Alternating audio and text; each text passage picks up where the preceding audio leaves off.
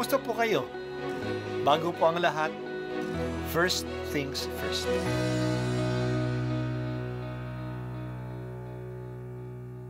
Good morning po. Sinisimulan po natin ngayon ang first things first. At dito po, tinatalakay natin sa unang bahagi ng umaga natin ay ang first readings na binabasa po sa banal na misa. Ito pong tinatalakay natin kasi madalas po marami na tayong alam tungkol sa gospel readings. Pero konti po ang nagsasalita sa first readings. Pero ang first readings, bahagi din po yan ng Biblia, ng banal na kasulatan. Kaya susubaybayan po natin ang mga first readings, basahin po natin at kuminsan kailangan ng basahin ng 2 o 3 beses bago maintindihan kasi hindi po tayo familiar sa mga istorya at sa mga kaisipan na tinatalakay dito. Ang pagbasa mula sa aklat ng Henesis. Noong mga araw na iyon, sinabi ng Panginoon, "Katakot-takot na ang sumbong sa akin laban sa Sodoma at Gomora, at napakalaki ng kanilang kasalanan. Paroroon ako at aalamin ko kung ito'y totoo." Umalis nga ang mga lalaki at nagpunta sa Sodoma, ngunit nanatili ang Panginoon sa tabi ni Abraham. Itinanong ni Abraham, "Lilipulin po ba ninyo ang lahat ng tao, may kasalanan man o wala, sakaling may 50 matuwid sa lungsod? Wawasakin po ba ninyo iyon? Hindi ba ninyo patatawarin ang lungsod dahil sa 50 iyon? Naniniwala akong hindi ninyo idaramay ang mabubuti. Hindi ninyo gagawin iyon sapagkat kung ganito ang mangyayari, parehong magdurusa ang masama at mabuti. Hindi ito mangyayari, makatarungan ng hukom ng buong daigdig." At tumugon ang Panginoon, "Hindi ko ipahahamak ang lungsod dahil sa 50 matuwid. Ipagpaumanhin po ninyo ang aking kapangasan," wika ni Abraham. "Wala po akong karapatang magsalita sa inyo, pagkat alabok lamang ako. Kung wala pong 50 at 40 at 45 lamang ang matuwid, wawasakin ba ninyo ang lungsod?" "Hindi ko wawasakin dahil sa 45 iyon," tugon ng Panginoon. Nagtanong na muli si Abraham, "Kung 40 lamang?" "Hindi ko wawasakin ng lungsod dahil sa 40 iyon," tugon sa kanya. "Huwag sana kayong magagalit. Magtatanong pa po ako, kung 30 lamang ang taong matuwid doon, hindi rin ninyo wawasakin?" Sinagot siya, "Hindi ko wawasakin ng lungsod dahil sa 30 iyon." Sinabi pa ni Abraham, "Mangangahas po uli ako. Kung 20 lamang ang matuwid na naroon, hindi ko pa rin wawasakin ng lungsod dahil sa 20 iyon." Muling tugon sa kanya. Sa katapusay sinabi ni Abraham, "Ito na po lamang ang itatanong ko. Kung 10 lamang ang matuwid na naroon, hindi ko pa rin wawasakin ng lungsod dahil sa 10 iyon," tugon ng Panginoon. Ang salita ng Diyos. Salamat sa Diyos. Ngayong linggo ay Field Mission Sunday. Ito ay kada huling linggo ng buwan ng Hulyo. Sa araw na ito, inaalaala ang mga paring misyonero ng mga Pilipino. Ipinagdarasal natin sila at sinusuportahan natin ang kanilang trabaho sa ibang bansa.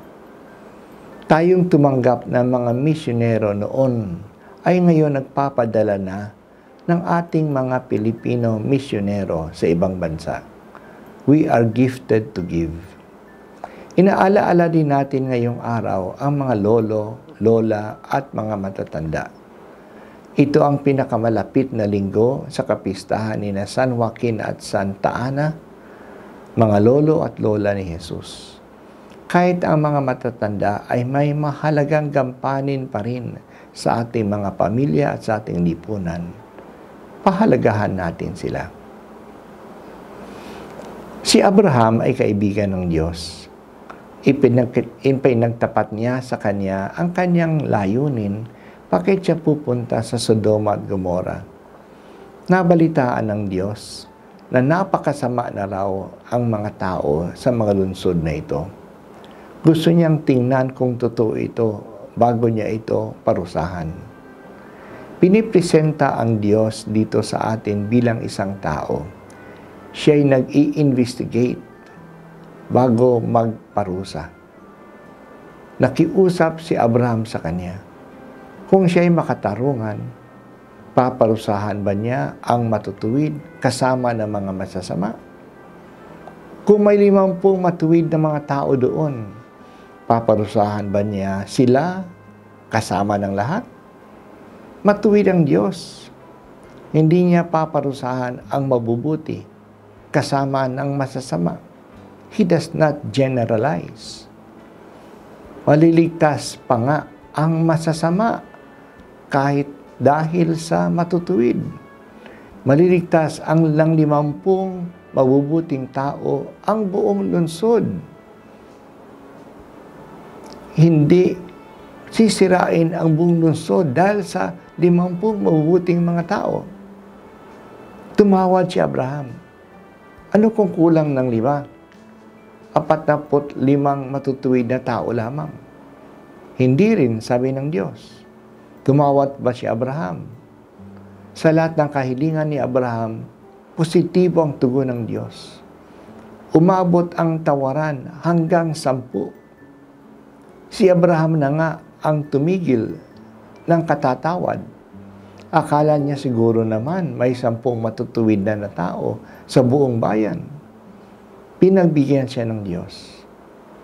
Hindi sisirain ang Sodoma at Gomora dahil sa 10 mabubuting tao doon. Pero mali ang akala ni Abraham. Walang 10 mabubuting tao doon. Kaya dumating ang ulan na apoy at tinupok ang 2 lungsod. Pero hindi ito ginawa ng mga anghel bago nakatakas si Lot, ang pamangkin ni Abraham, ang asawa niya at ang 2 anak niya na babae. Sila lang ang mabubuting tao roon. Sa kwentong ito, makikita natin ang kabutihan ng Diyos.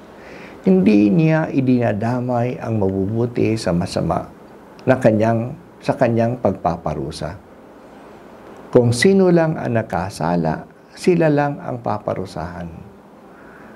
Pinakita din dito na maaaring iligtas ng mabuti ang masama. Kaya huwag tayong magpadala sa kasamaan, kahit na ito'y laganap sa ating kapaligiran. Ang ating kabutihan ay makaliligtas sa kanila, kahit na kokonti lang tayo. Tingnan natin si Jesus. Iisa lang siya. Nagdusa siya dahil sa kanyang kabutihan. At nanatili siyang tapat hanggang sa wakas. Hindi siya nagpadala sa mga hamon ng mga masasama na iligtas ang kanyang sarili. Nagtagumpay siya sa kamatayan at isinama niya rin tayo sa kanyang tagumpay. Hindi tayo iniligtas ng 10 tao, ngunit ng 1 tao lang na matuwid. Pinapakita din sa atin dito ang kapangyarihan ng pakikipag-usap sa Diyos. Maaaring kausapin ng Diyos. We intercede to God for others. Ginawa ito ni Abraham. Ginawa ito ni Moises. Ginawa ito ng mga propeta. Ginawa ito ni Jesus. Tayo sa ating devotion sa Sacred Heart at sa Divine Mercy, pinapakiusapan din tayong sumamo, makipag-usap at makiusap sa Diyos para sa mga makasalanan, upang sila ay maligtas din. Nakikiusap kami sa iyo, Panginoon, na bigyan mo ng grasya ang mga makasalanan na sila ay magsisi at matanggap ang iyong habag. Oo, O Diyos, nakaabang ang iyong awa. Kailangan lang namin itong hingin at tanggapin.